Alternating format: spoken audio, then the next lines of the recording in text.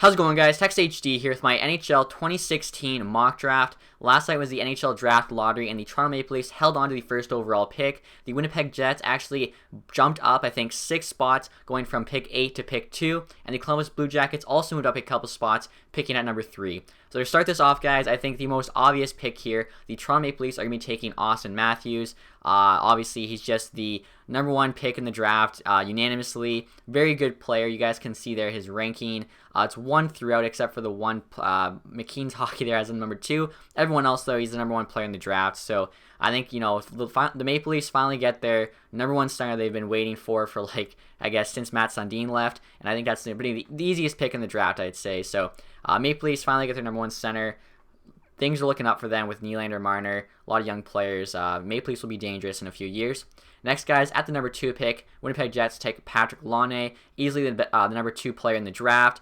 There was some discussion between him and Puljujarvi at the beginning of the year, but since then, Laine has just really separated himself from Puljujarvi, even pushing Matthews a little bit, but I think he'll stay at the number 2 pick. Obviously, a very good scoring winger. People are saying he's going to be like the next Finnish Flash in the Jets organization. I don't know if he'll be as good as Solani, but still, they get another really good scoring winger for the Winnipeg Jets. Now he's number 3, the easiest pick, I think, of the draft. Columbus Blue Jackets here. Just take whatever's left of the 3, which will be Jesse Puljujarvi. A very good winger, just like Laine. Not quite as good, though, but still a very good player. Obviously, Columbus Blue Jackets GM there, Jarmo Kekalainen, Finnish GM, is going to be very happy to select Puljujarvi. And I think, the Columbus Blue Jackets organization, they got Seth Jones now. They still have Murray. They've drafted Werenski last year. They could use a, big scoring winger like Puljujarvi to help them out.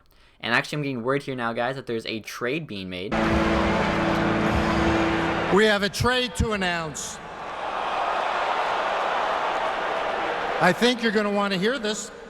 So the Edmonton Oilers traded their 4th overall pick to the Montreal Canadiens for their 9th overall pick. So the Montreal Canadiens are moving up 5 spots. There's also other parts of that deal, guys. I'm not sure what they are. You guys can speculate in the comments. But Montreal is able to select Pierre-Luc Dubois there with the 4th overall pick. Obviously, he's actually the number 1 North American skater.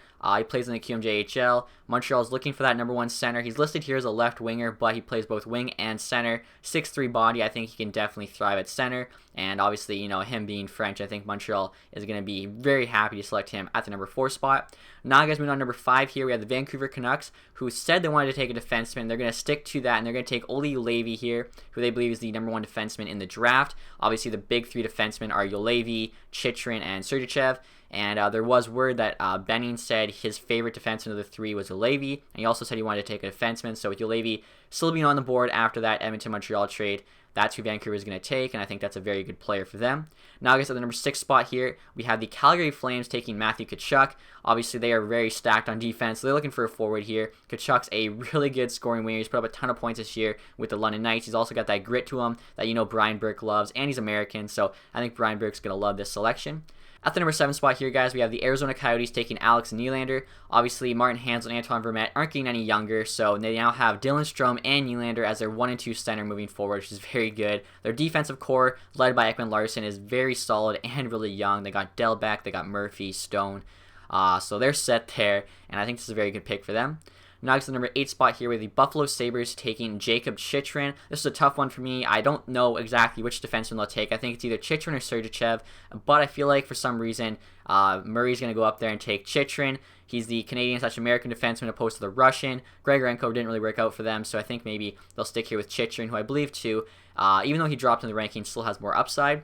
Now, guys, we're finally moving on to the Edmonton Oilers pick, who's now at number 9. And I believe that the reason they'll make this trade with Montreal is because they don't mind moving back here as long as they get one of the 3 defensemen. Juolevi and Chychrun are already off the board, so obviously they're going to go with Sergachev here, the Winter Spitfire defenseman, so obviously I'm a big fan of him.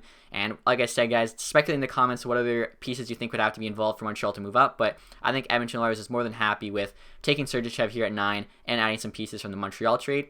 Now, at number 10 here, we actually go back-to-back here with Spitfires. We have Logan Brown going to the Colorado Avalanche. This is a bit higher than it's projected, but I think he keeps moving up. Craig Button, I seen had him at number 5, which I think is a bit ridiculous, but he is a very solid player. He's 6'6". He's a big center. Colorado plays in the Central. They need that big center. They can move Duchesne or McKinnon to the wing with him at center in a couple years, obviously. So, I mean, him, Duchesne, McKinnon, you got Soderberg, you got Landeskog.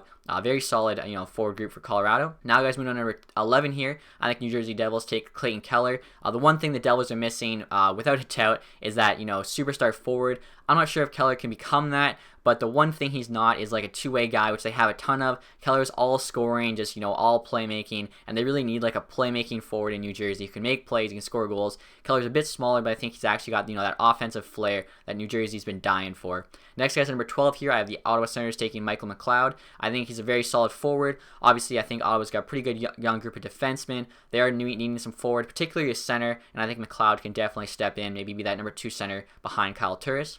Next guy's number 13 here. I have the Carolina Hurricanes taking Tyson Jost. The last 3 years in a row, I believe, they've taken defensemen. They got Hanifin, they got Fleury, and then they got Ryan Murphy. So, or actually, I think Murphy, it might have been 3 or 4 years they took defensemen. But either way, they're looking for that big scoring winger, and Tyson Jost can provide that. When I say big, I don't mean big as in big, but, you know, that good scoring winger. And Tyson Jost can definitely provide that. He's also, you know, a center or a left wing, so maybe they move him to the center behind Jordan Staal. I think he's a solid winger, the next best pick at that spot. And finally, guys, at number 14 here, I have the Boston Bruins sticking with the hometown boy here, taking Charles McAvoy, who plays for the Boston University. So, solid defenseman there, obviously, after trading away Dougie Hamilton. Charles not getting any younger. Boston could definitely need some help on that defensive core, and I think Charles McAvoy really helps them out there. Only doing the 14 picks, guys, for the non-playoff teams, just to keep this video simple. But let me know what you guys think of my mock draft. Obviously, I try to make it fun there with the trade and whatever else. But let me know what you guys think of the picks. Do you agree? Do you disagree? Where do you think other guys will go? I'd love to hear your suggestions, your comments, any comment section. Besides that, guys, thank you for watching the video. If you enjoyed it, leave that thumbs up. Have a nice day, guys. Goodbye.